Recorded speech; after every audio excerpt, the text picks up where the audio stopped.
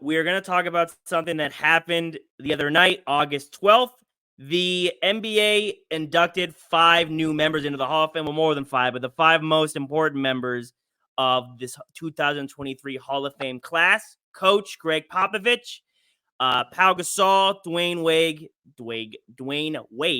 Dirk Nowitzki, and Tony Parker. These guys are obviously Hall of Famers, really high regard amongst all NBA players in terms of just the media, their peers, what they've achieved, what they've accomplished. So this is a really good class. All these guys have really good impacts and legacies. So we thought it was deserving that we kind of talk about them, give you a brief overview of their legacies, what they've achieved, and give some historical context to why it is they were making the Hall of Fame. So let's start off with the coach, Greg Popovich, multiple-time champion, multiple-time gold medalist, regarded as one of, if not the greatest coach in NBA history. You could argue if you want Phil Jackson or Pat Riley or whoever, Greg Popovich is in that conversation. One of the greatest coaches of maybe just sports, period. And it's easy to win with the likes of Tim Duncan and David Robinson and Parker Ginobili, so on and so forth. But what made Greg Popovich so important and so impactful to NBA history is that even at the times where there was the Aldridge and DeRozan era, when it was just Kawhi and aging Tony Parker and Tim Duncan, they were still consistently making the playoffs. They had one of the longest active playoff streaks in the NBA. I don't know where it was in all of sports, but I know for sure the NBA. And he could take players of any caliber, of any level of talent that he had on the team and make a postseason run. Maybe not deep, but they are making the playoffs. That is not something that all coaches can do. We say that a lot with Erik Spoelstra, how that makes him one of, if not the best coach in the sport right now. So, Steve, without a doubt, Greg Popovich, as I said, one of the greatest coaches in NBA history, maybe all of sports history. To me, Greg Popovich is cemented, if not the best, the second best basketball head coach of all time. I'm putting Phil Jackson up, but that's for another debate. Yeah, sure. But Greg Popovich, and now he's got an opportunity to do it with Victor Wembanyama. You know, he did it with Tim Duncan, David Robinson, Tim Duncan. Now he's got another number 1 overall pick who's supposed to be this generational superstar. So, Greg Popovich, even in today's world, I know there was a lot of talk that people thought he should retire at the end of the season, let a new coach come in and coach Wembanyama, and and then he turns around and signs a 5-year contract. So Greg Popovich, if he's known for anything recently, it's being a little outlandish and a little, I'm doing it my way, and if you don't like it, that's the way it is. But you know what? Very funny. When you've won 5 championships and had the success that he's had over the last 3 decades, you can do that and get away with it. So, Greg Popovich, congratulations to you, sir. Yes, absolutely. Give you a little round of applause. Well deserved. Did you see the clip of him from his speech where they try to get him off the stage? He's like, I'm not done. This is my time. I've waited for this. Thank you for your patience, but that's the first reason why I'm standing here. The second reason involves one word, so it's going to be quick. That's great, huh? One word, and that word is duh.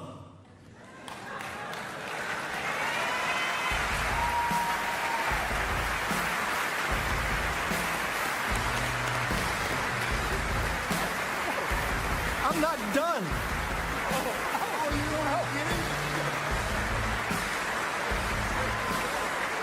I've been waiting for this a long time. I'm not done. I didn't say duh was the end. I just said there's one word to describe why I'm here, and that's duh, those guys. He's just so funny. He's so personable. He's a great guy, obviously a great coach. So, yeah, well-deserving Greg Popovich being inducted into this class. Let's talk about Dwayne Wade real quick. As I just said, I have him as a top 20 player of all time.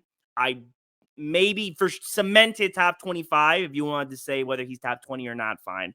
Cemented top 25 player, 3-time champion, a 13-time All-Star, 3-time All-Defense, a Finals MVP, and an 8-time All-Star with 2 of those, or an 8-time All-NBA, with 2 of those being first team.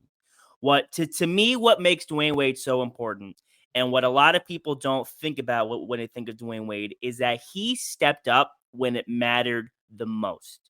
He was someone that when the lights are brightest, you need a comeback, you need points, you need a leader, you need someone who knows how to win and get it done. That is Dwayne Wade. He did it at Marquette. He did it in the NBA. He was taking a team. He was drafted in 2003. By 2006, was the best player on a champion. Like, he was overshadowed by LeBron and Carmelo for a lot of it, but Wade was an easy 30-plus per game scorer. Late into his career, he was still leading teams, was still the go-to guy for a lot of this stuff. And what I respect about Dwayne Wade a lot is that he went out on his own terms. He could have kept playing when he retired, but his body was still in great shape. But he's like, I want to go out while I still can, now while I'm deteriorating, like Dirk, his Hall of Fame class member, did. But Dwayne Wade, in my opinion, one of the greatest players to never win an MVP. And I think he is the third greatest shooting guard ever. And again, well deserving to be in this Hall of Fame class. He taught LeBron how to win. He helped him mature. He helped teach him how to lead a team. And I think that, anybody who knows basketball can directly attribute that success to Dwayne Wade. Yes. And the second thing is, and I think you know this, I think I've sent this to you, but he has the most blocks for any player under 6'4". Yeah. So not only was he impactful on the offensive end, but defensively, Dwayne Wade was a problem. Yeah. Dwayne Wade had one of the greatest pump fakes of all time. On the Yeah. offensive side, Dwayne Wade had one of the greatest, he was one of the best defenders under 6'4". People can say whatever they want about him off the court and how he decides to parent his children. But at the end of the day, he loves his children, he loves his wife, and he loved basketball just the same. So congratulations to Dwayne Wade. Yep. Good job, Dwayne Wade, the Flash. Moving on to his contemporary, someone who had a lot of battles with Dwayne Wade, Dirk Nowitzki. A lot of battles with the former Dallas Maverick. So, a one-time champion, a 14-time All-Star, like Wade, one Finals MVP, has a regular season MVP in 2007, and a 12-time All-NBA team finisher, 4 of those being first teams. Dirk Nowitzki is also the 6th all-time leading scorer in NBA history. And Dirk Nowitzki, I feel like people either think he is underrated or overrated in terms of his career and where he ranks all time.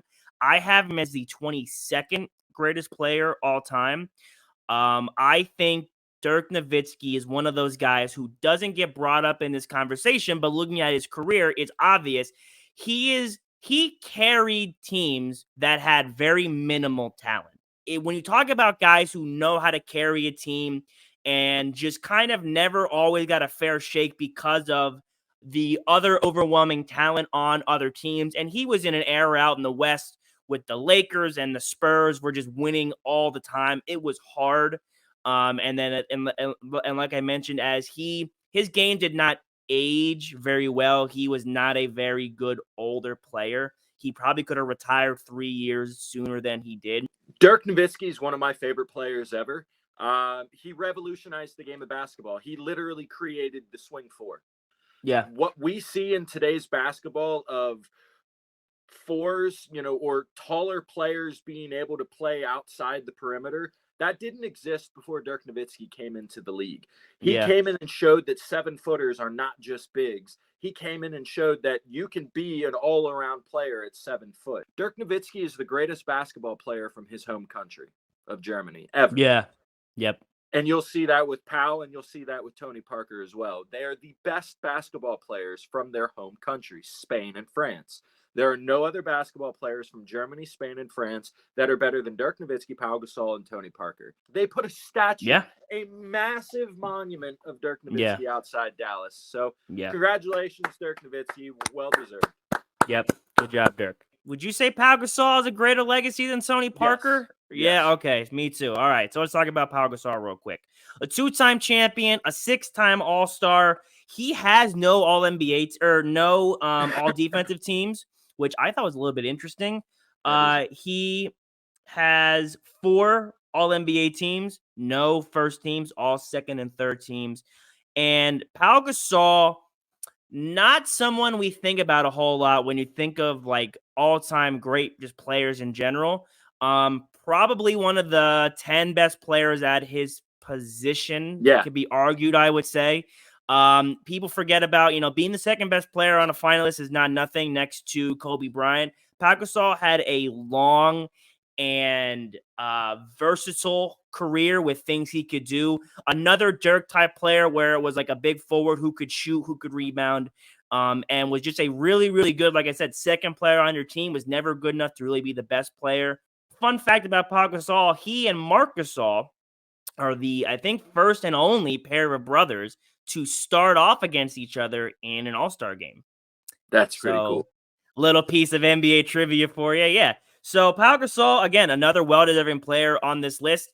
I don't hold Pau Gasol in very high regard, like I said, when it comes to all-time conversations. Not to throw shade at him, that's just how his career kind of shaked out. But nonetheless, still a very, very good player and very well-deserving to be in the Hall of Fame. The impact he made on that Lakers team, he definitely was by far the Robin on that team. He was the clear-cut Robin. Best Spaniard ever. You could argue between him and Marc Gasol. I pick Pau. I would pick Pau, yeah. So, no, good for Pau Gasol. He's a good person off the court.